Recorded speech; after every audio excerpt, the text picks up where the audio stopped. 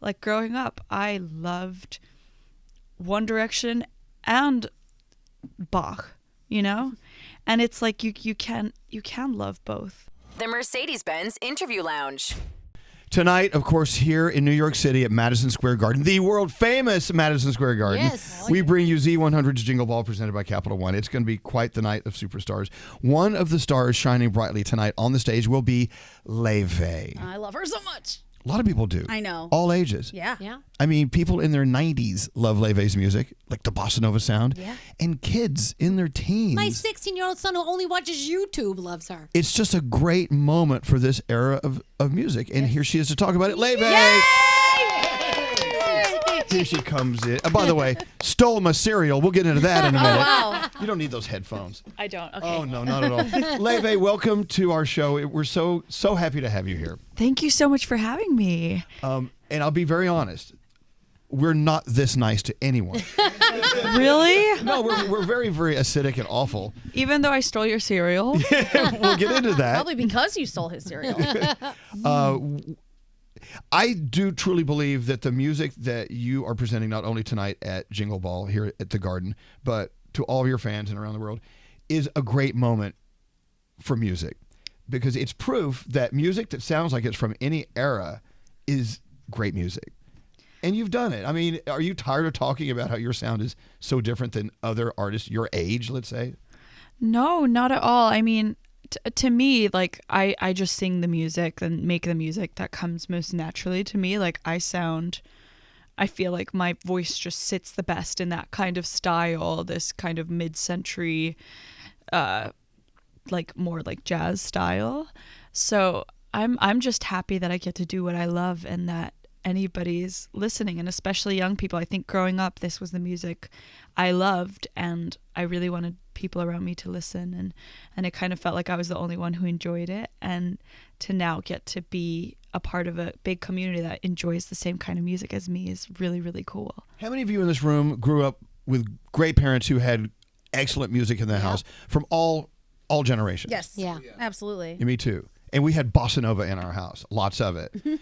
Tons of it. And I always thought of my mom and dad, shaking martinis. And that's how I learned how to shake martinis at the age of 8 while listening to music that you're now singing. I feel kind of drunk every time I hear your music. It's kind of nice. Honestly, I'm so happy that it has that effect. That means it transports you to a different place of drunkenness. But I will say a lot of people are surprised at the fact that there are people ages 12, 13, 14 years old who are huge fans of your music, and we never ever thought in a million years they would be locked into it.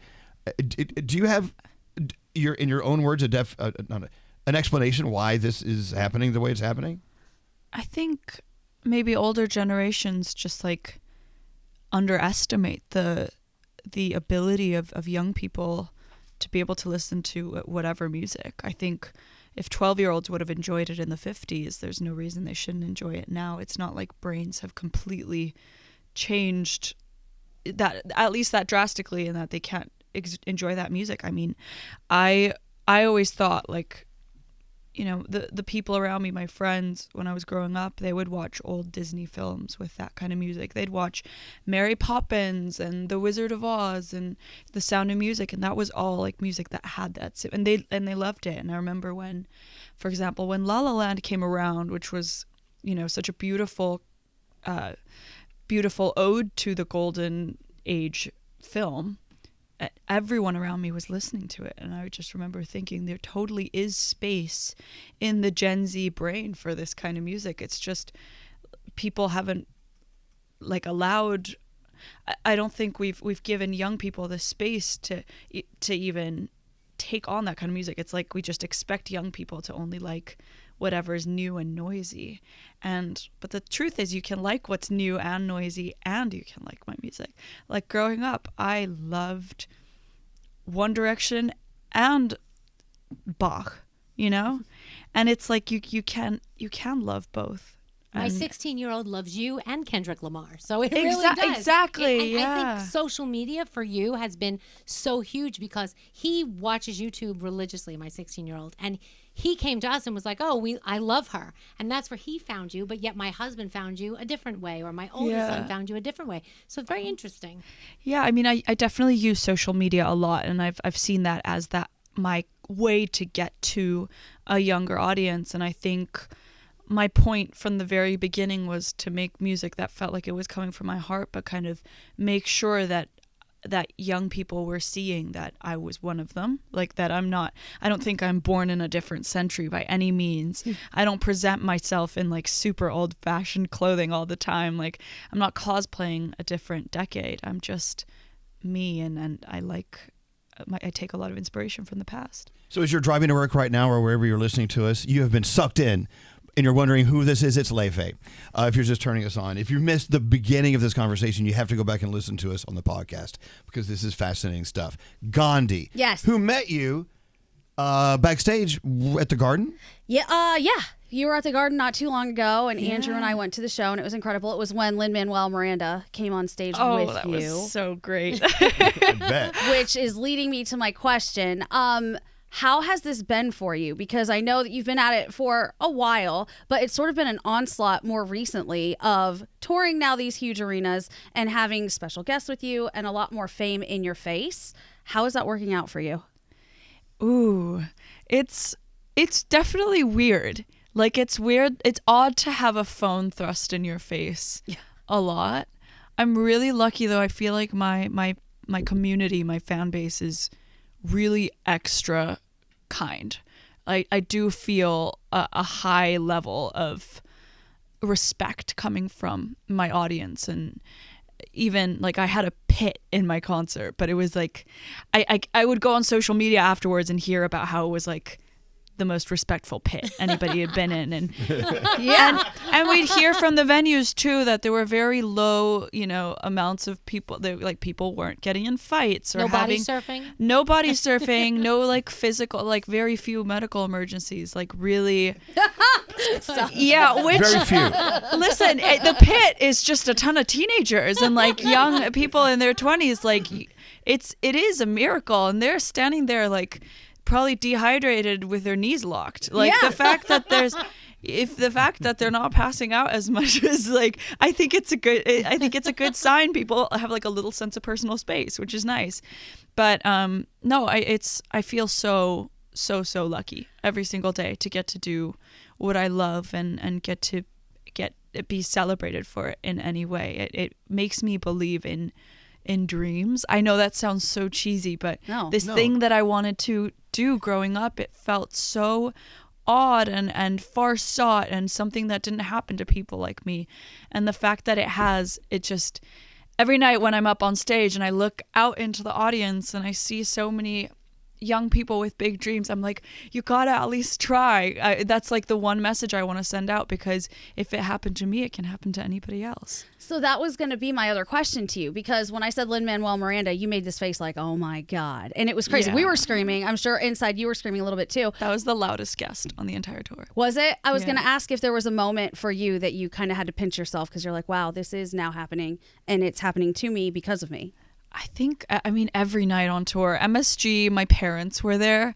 So that felt very emotional. And it was their first time seeing the arena show. And I think just the sheer volume of it was just quite overwhelming. I mean, I come from a country of 350, 400,000 people. So to see that like 2 nights in a row, that amount of people in an arena, it's like, that's my entire city, you know? Wow.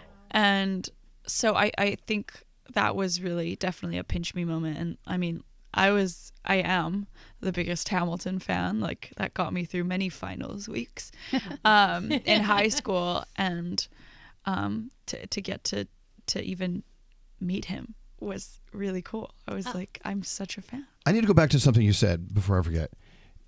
You're talking about dreams, and this show is so about you got to have a dream, right? Yeah. At all times. But you said, I can't believe, and I'm paraphrasing, someone like me is actually watching this dream come true. What do you mean by that? Like, what do you mean somebody like you? How do you frame yourself as a child as that person who had that dream and you can't believe it's coming true? I mean, first off, I'm from Iceland, which is What's wrong with that? We love Iceland. we love Iceland, but Iceland's very far away. It's it's a remote island surrounded by ocean, and it has its own language and is it's very removed from the rest of the world. I mean, obviously with social media, it's become more and more, everything's become more connected. But growing up there, even sitting in a room like this seemed completely impossible.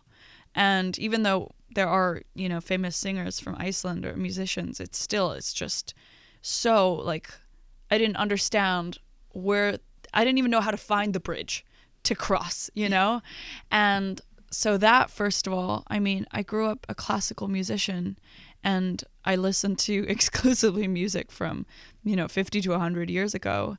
And nobody that I looked at when I was, nobody in like in pop culture had those roots. Very few, at least. Not that any that I can think of. There was nobody that I could look up on stage and point to and be like, oh, they look like me or sound like me. I'm a mix of many cultural backgrounds. It's really hard to describe me in one sentence. Like, you have to use 5 sentences to describe me. Okay, go. Sentence 1. One sentence? No, you said 5 sentences. All right. Five. We'll give you room for 5 sentences that describe who you are, where you're from. Icelandic, Chinese, musical theater, jazz obsessed, cellist, pianist, songwriter, Serial thief. Serial thief. She stole my cereal. Yeah, it's I'm a multi hyphenate in every single way, even my identity. My mom's Chinese. I grew up as the only Asian girl. My twin sister too, but the two of us were the only Asian girls in our entire school, and we were studying 17th century music when we were 8. It didn't feel like it happened to me. There were kids around me who knew they wanted to be Hannah Montana, and they went ahead with this really bold confidence. I didn't have that confidence. I didn't have the proof. There wasn't anyone who looked or sounded like me. But look, you had it all along. You had that magic, and here you are today. And that's why I believe so much in dreams. And There you you beat go. Bruce Springsteen for a Grammy Award. The pinch me moments. How about that in 2024? Yeah, that was absolutely crazy. I was not expecting it at all. A nomination was shocking enough. And yeah, that was definitely one of those, like, is this real life? All the things that you were just talking about that made you different, I feel like you sort of touch on them in Letter to My 13-Year-Old Self. Yeah. Which makes me cry every time I hear it, because I feel like I relate to that in so many ways. I didn't see a lot of people that looked like me or acted like me growing up either, but now you get to be that person for other people, looking to you and being like, oh, she does look like me, and she is a little bit different like me. That has to feel good. And are you now thinking about the letter to your 25, 26-year-old self and what that will say? Yeah, I think, that song comes so much from reflection. It's the things that you won't know. I won't know what to tell myself as a 25, 6-year-old until I've lived 10 more years of life. So, yeah, I just try to tell myself the little things every single day, that get me through the day. This is crazy. I'm just imagining. I'm trying to put myself vicariously through the life you're living right now, and wow. From the outside looking in, congratulations. Thank you. And congratulations to us for being able to listen to Yeah. your music. It's such a gift for all of us. Laufey is here. She'll be at Z100's Jingle Ball tonight at the Garden. Of course, you know the backstage area at the Garden already. That's Honestly, it was really confusing. It's very big. It's very big. And they had all these like big curtains up on random corridors. I got lost many times. Oh, guess what? Tonight, they moved the curtains tonight. It's a whole new curtain system. I'm sure. And I've been there for like sports games, sports things before. Sports things. Sounds like you're a true sports fan. I love watching. I don't know the right lingo, but my heart is there. I've watched basketball there and hockey. Yeah. That's all you need to see. Rangers fan then? Rangers fan. The Knicks, exactly. absolutely. The Knicks, yes, I sat there, and every time that room looks different. It is It does. a modern miracle. Wait till tonight. Yeah. The lighting, we're going to light you up, girl. You're going to look I'm so going to be fun. lit up like a Christmas tree. You're going to love it. Are you going to ask her favorite cereal? I'm waiting for this Okay, question. okay, let's talk about that. Okay. So, as you know, Let's get serial personal. killers, Scotty B and Andrew, they do them in the Serial Killers podcast room, as you see right there. There's actually a limited number of boxes now. They used to have maybe 500-600 boxes of cereal in there. Did you eat them all? Oh, well, so we tasted all of them. And some of them went rancid. Had to get rid of them. But we found out as Laufey took my favorite cereal. Uh-oh. Scotty B, what cereal was that she took? That's the caramel corn Chex. And I said, she's eating whose cereal? What cereal is she eating? You were in your green room eating my cereal. I went, girlfriend, give me that back. But I went in there, and I looked like I was watching the Animal Channel, where the lions are like eating the carcasses of the animals they killed the night before. The caramel that you had died that the look, night before. Yes, you were eating a wildebeest. Yeah. You had that look in your eye while you were eating cereal, And no milk. milkless. Listen. Talk about your cereal fascination. My cereal, I love milk. Don't get me wrong. I just needed something really quick, and I needed to be in the scooping zone. Okay, all right. But I love dry cereal. Love dry cereal. Love it with milk, but it's like a really good snack when you don't have milk. What's your milk favorite? is a raisin bran. Raisin bran. Okay. Not enough And my raisins in question there. to you was, do you remember my question to you about eating too much raisin bran? Is it like building condos in your colon? I mean, there's a lot of Condos in my bran. colon. A lot of bran in there. Well, a lot of fiber. fiber. Well, the kids aren't eating enough fiber these days, so Well, if they're going to listen to your music, now you get them to eat your cereal. I'm here from Big Fiber to tell everyone to eat their fiber. Big fiber. Big fiber. Condos in your colon could be a new song. I'm just Condos saying. in your I'll let you have that. Oh my one. God. I get writing cred. It's all good. But yeah, it tastes so good. But wait, you told me there was another cereal that was your favorite. And I it also wasn't like Life. Life. They Life. still make that? Yes. Oh, I didn't know Yeah. that. I thought it was gone. It's really tasty, subtle, sweet. I think I wasn't really allowed to have sugary cereal growing up, so I think I was properly gaslit into liking the subtly sweet ones. Mm-hmm. So I had to mix my Cheerios with Honey Nut Cheerios, but I just secretly only pour honey nut Cheerios because you can't really tell. So, Scotty, do you have any secret cereal that you haven't opened yet that Laufey could try? He's Do you have something really special edition? He has a cereal So squirrel much. guy who gets him the stuff under the table. Yeah, or he gets something. stuff imported Yeah, from it's crazy. all I want to be sorts that. of That sounds corners of really the world. fun. But see, Laufey is also a student of foreign cereals. Speaking of Cheerios, they just re-released banana caramel Cheerios. You want to try that? Banana caramel. She's like, no, God, get away from me. You know what I love about America is if they have an idea, they execute. And it's it doesn't always need to be thought out, but it is always executed, which is really, really, I think it makes for a really interesting world to live in, you know? Let's talk about that bridge between scary. Iceland and New York City. Here you are in New York City for a couple of days again. Yes. What are your thoughts walking around this crazy city, especially now holiday time? It has a little bit of a magic on top of the smell of urine. Go ahead. Oh, well, the smell of city and urine, it's like banana and caramel, It's We executed it's very well. things that shouldn't exist, but when they do, it's so harmonious.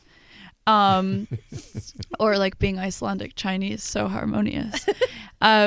I love New York City so much. I grew up coming here a lot, and my twin sister lives here, and a lot of family that lives here. So, yeah, I love it. I think it is the ultimate cultural capital of North America. Do you find yourself being a tourist still, or doing the tourism things, the things that we don't do as New have to. Yorkers?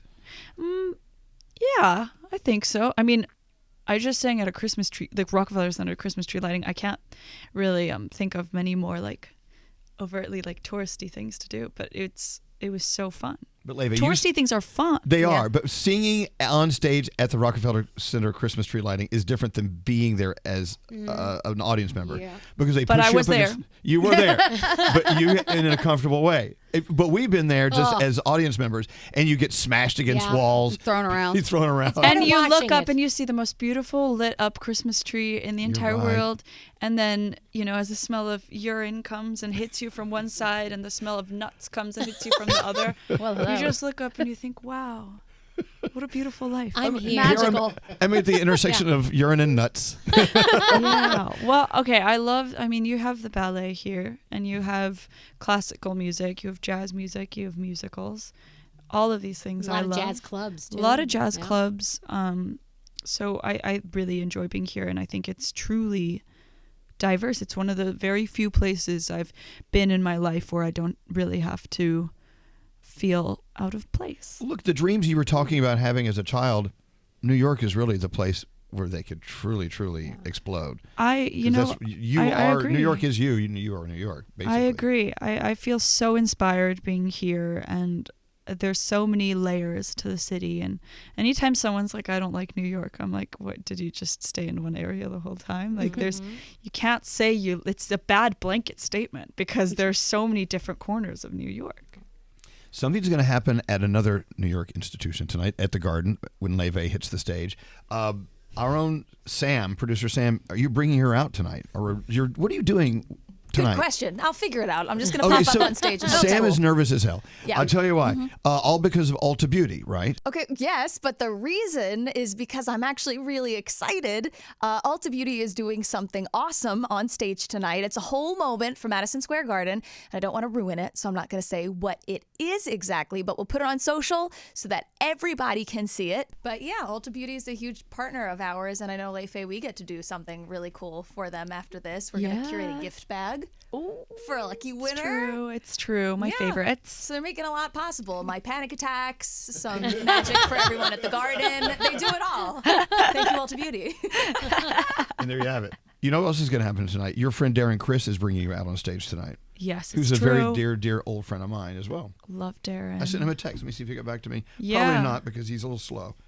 Oh, He's a little slow. One I Emmy, know. and look Well, what happened. Yeah, one Emmy under Isn't his he belt. is he on stage right now? no. Like Last night you saw Darren. last night, yes. Last night you saw Darren in Maybe Happy Ending. What? I took Gandhi to see that. It was one of my favorite shows that I've Fantastic ever show. seen. I mean, I went to the Tonys this year, and I got to see like a little portion of Maybe Happy Ending along with them sweeping the night. But I was so taken by that one moment, and I think in my music career so far, I feel like I've been fighting for a certain kind of sound and this mix of classical and jazz and kind of whimsy, if you will. And I saw all of that on stage in Maybe Happy Ending, just that little, like that one song they did. And I was like, wow, I'm not the only one fighting for this. The whole world of theater is fighting for this kind of music and sound to exist and thrive. So I was really inspired by that moment, and then I kind of became friends with Darren. I mean, I've been a fan for a very long time. Glee days. From the Glee days, which I told him and was trying not to sound too nutty, but I really have been a fan for a very long time. Well, guess what? He's a fan of yours, Yeah. and he's bringing you out on stage So tonight, cool. which is crazy. Would you do Broadway? Are you interested in doing Broadway? Oh, absolutely. Oh. I would love That's to. been my dream too. So when I walk on Broadway, that's as close as I'll ever get it. You're going to do it. I buy nuts on Broadway. Okay, so we keep talking about how your music is this very classical, jazzy, different genre, but you're still writing about everyday things. You're writing about breakups. Yeah. Very specific breakups, it seems. Yeah. When you are in the dating world and you write these songs, do you let someone know ahead of time, hey, this is coming? Do you wait for them to just hear it? And have they reached out? No. No to Just all no. of it. Well, I just like, even if they did, I'd say no. Because I think within every single song, there is a line of ambiguity, perhaps a little bit of fiction, a little bit of exaggerating. Sometimes it's toning it down to save their face, you know? Nice of So, yeah, exactly. So it's yeah, I don't, there's no song that's like 100% accurate in that sense. And I think if you're dating me, you know what you're getting into. Does that throw a little like wrench in the plans when you're dating someone? Because they're like, are you going to write a song about me now? It's like this unspoken thing. Oh my God. Yeah. It's like, but I'll be like, oh, I mean, if it's a nice song, it's a love song. Like, I'll be like, hey, I wrote this about you. But even great relationships have breakups. You can still write a great thing about someone who maybe screwed you over or something. I mean, I can write a full song about an intrusive thought So like I could be, I'm a very anxiously attached person. And if I have a thought that, oh my God, they're going to break up with me, I could write a whole song about that. Wow. So my imagination is very wild, and that's kind of what I write about. Sometimes I'm watching a movie and I'm like, whoa. And then I write about that. I picture someone like not doing the dishes and you busting out your pad like, well, what have we here? It'll be like somebody me down fell again. asleep and didn't text good night, and I'll be like, it's over now. Oh boy. I'll never see you again. Well, this is where these songs come from. Yeah. This is where these lyrics come from. I mean, I don't like to use the word trigger, but sometimes things in life just trigger a thought, an emotion, and you write a song about it, and you get a Grammy. Yeah. No big deal. Why not? Can I say something about your YouTube page? Oh, please. I noticed today they just put up a little Christmas scene, like kind of like not a Yule log, but it's like a fireplace and a little thing going on, and it's kind of like you can have it on in the background, and it's all your music. It is. How'd you find that out? You know everything. I You're, tell you're you. stalking I'm Laufey. stalking- Sorry. Yeah. Sorry. No, stock away. It's we put up, I am an incredibly indecisive person, and I have a really hard time choosing what music to play. I usually need someone to curate something for me. So every year we put up like a little Yule log type video that you can just have in the background, and you don't have to decide which Christmas songs to play, and they're all mine. So Voila. you don't There really you have a go. choice. Yeah. I'll voodoo holding you us into the hostage. Christmas. Exactly, my Christmas hostage. Do you have a go-to favorite Christmas album? Aside from yours, of course. Aside from a very Laufey holiday. Oh my God, I mean Bing Crosby Christmas. Yes. There you go. The one with the drunk Bing Crosby on the cover? Yeah. Yes. How do you know he's drunk on the cover? Just look at him. Drunk with a Santa hat. Oh, He's come so on. happy. What about Justin Bieber? That's one of my favorites. Justin Bieber. Oh my God, I love the Justin Bieber one too. Yeah, good. That one really, also newer one that I love is Ariana Grande's Christmas EP. That's a you good go. one. The duality, Bing Crosby, Ariana Grande. No, Yeah. drunk I like it. Bing Crosby. Yeah. Keep it in mind. Ariana Grande was, I think, my most played artist on Spotify this year. Wow. Is that what you wrapped up with? Okay. I listened to the deluxe version of her album so many times this year. Does she know this? No. Okay, well now She she knows does. now. Now she does. Her mom's listening. She'll tell her. Tonight is the night, Love of you, course. Ariana. Z100's Jingle Ball tonight, starring Laufey, and on the stage. Are you bringing an entire orchestra on stage with you tonight? No. You just need a an orchestra with you at all just a moments. string quartet. Okay, Oh, that's But a Okay. string quartet is an orchestra. It's not. What am I saying? It's a very, very, they can sound like an orchestra. They fill up the room in the same way. I can't wait. This is going to be such a great performance tonight. Love it. And of course, Santa Claus is coming to town. Ho, ho, ho. Ho, ho, I got to ho. play that. I got to play it right now. Laufey, having you here is such a gift. Thank you so much for coming to see us. I give you Santa Claus is coming to town. It's Laufey. The Mercedes-Benz Interview Lounge.